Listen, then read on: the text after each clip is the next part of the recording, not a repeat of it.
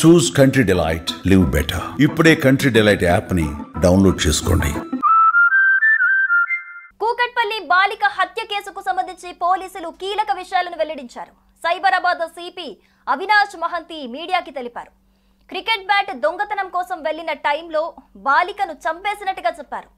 విచారణ సమయంలో బాలుడు తప్పుదారి పట్టించాడు. మొదట బాలిక అరుపులు వినిపించాయనన్నాడు, కానీ అందులో వాస్తవం లేదు. హత్యకు వినియోగించిన కత్తిని స్వాధీనం చేసుకున్నామని తెలిపారు.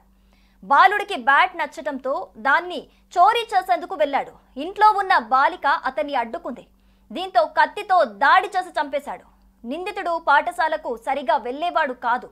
హత్య గురించి అతడి తల్లిని విచారిస్తే తనకు తెలియదని చెప్పిందని సిపి వివరించారు. ప్రకాశం జిల్లాకు చెందిన దంపతులు కొన్నేళ్ల క్రితం హైదరాబాద్ కు వచ్చి కూకట్పల్లి సంగీత్ నగర్ లో హత్యకు గురైన బాలిక ఇంటి సమీపంలోని అపార్ట్మెంట్ లో నివాసం ఉంటున్నారు. కుటుంబ పెద్ద కిరాణా దుకాణం నడిపి నష్టాలు రావడంతో మూసేశాడు. ఆయన భార్య గచ్చిబౌలిలోని ప్రైవేట్ ల్యాబ్ లో పనిచేస్తున్నారు. వీరి కుమారుడు అంటే ఇప్పుడు హత్య కేసులో నిందితుడు బాలిక తమ్ముడు చదివే ప్రైవేటు పాఠశాలలోనే 10వ తరగతి చదువుతున్నాడు. కూకట్పల్లి సహస్ర హత్య కేసుకు సంబంధించి సిపి అవినాష్ మహంతి వివరాలనైతే వెల్లడించారు. ఈ సందర్భంగా సిపి మహంతి మాట్లాడుతూ, ఈ నెల 18వ తేదీన బాలిక హత్య జరిగింది. 3 రోజుల వరకు సరైన క్లూ అయితే దొరకలేదు. శుక్రవారం బాలుడిని పట్టుకున్నాం. పక్కింట్లో ఉన్న 14 ఏళ్ల బాలుడే సహస్రను హత్య చేశాడు. క్రికెట్ బ్యాట్ దొంగిలించేందుకు సహస్ర ఇంటికి బాలుడు వెళ్లాడు. బ్యాట్ తీసుకొని వెళ్తూ ఉంటే సహస్ర చూసింది. వెంటనే దొంగ దొంగ అని అరిచింది. దీంతో సహస్రను బెడ్రూమ్ లోకి తోసి ఆమెపై కత్తితో ఒక్కసారిగా దాడి చేశాడు ఆ బాలుడు. బాలికను తోసేసి కళ్ళు మూసుకొని కత్తితో పొడిచాడు. ఇంట్లో ఎవరూ లేరు అనుకుని దొంగతనానికి వెళ్లాడు. కానీ బాలిక ఉండేసరికి ఆమెపై ఒక్కసారిగా దాడి చేశాడు ఆ నిందితుడు. ఈ కేసులో బాలుని ప్రశ్నిస్తే విచారణను తప్పుదారి పట్టించే సమాధానాలు చెప్పాడు. ముందుగా బాలిక హత్యకు వాడిన కత్తిని కూడా స్వాధీనం చేసుకున్నామని తెలిపారు. బాలుడే హత్య చేశాడని అన్ని ఆధారాలున్నాయి. దొంగతనానికి సంబంధించి ప్లాన్ మొత్తం ఓ నోట్లో రాసుకున్నాడు.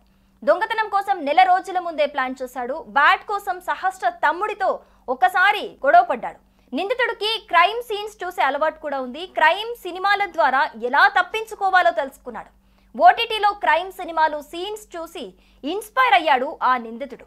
ఈ ఘటనలో తల్లికి అనుమానం వస్తే ఆమెపై ప్రామిస్ చేసి మరి బాలుడు నమ్మించాడు. బాలుడే హత్య చేశాడని అన్ని ఆధారాలు దొరికాయి.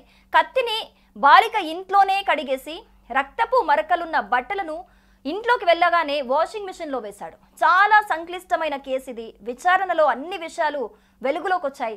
పిల్లల ప్రవర్తన పట్ల తల్లిదండ్రులు అప్రమత్తంగా ఉండాల్సిన అవసరం ఉంది. నిందితుడిని జువైనల్ హోమ్ కు తరలించాం. నిందితుడి కోసం 5 బృందాలు గాలించాయని చెప్పుకొచ్చారు సిపి. ఇక మరోవైపు బాలిక సహస్ర తండ్రి తాజాగా మీడియాతో మాట్లాడుతూ, ఆ అబ్బాయికి కొంచెం కూడా భయం లేదు. అతడికి ఉరిశిక్ష వేస్తేనే నా కూతురు ఆత్మకు శాంతి కలుగుతుంది. అతడు బాలుడు కాదు, మేజర్ ఆలోచన చేశాడు. అతడు మేజర్ పక్కా ప్లాన్ ప్రకారమే నా కూతుర్ని హత్య చేశాడు. పోలీసులనే పక్కదారి పట్టించే ప్రయత్నం చేశాడు.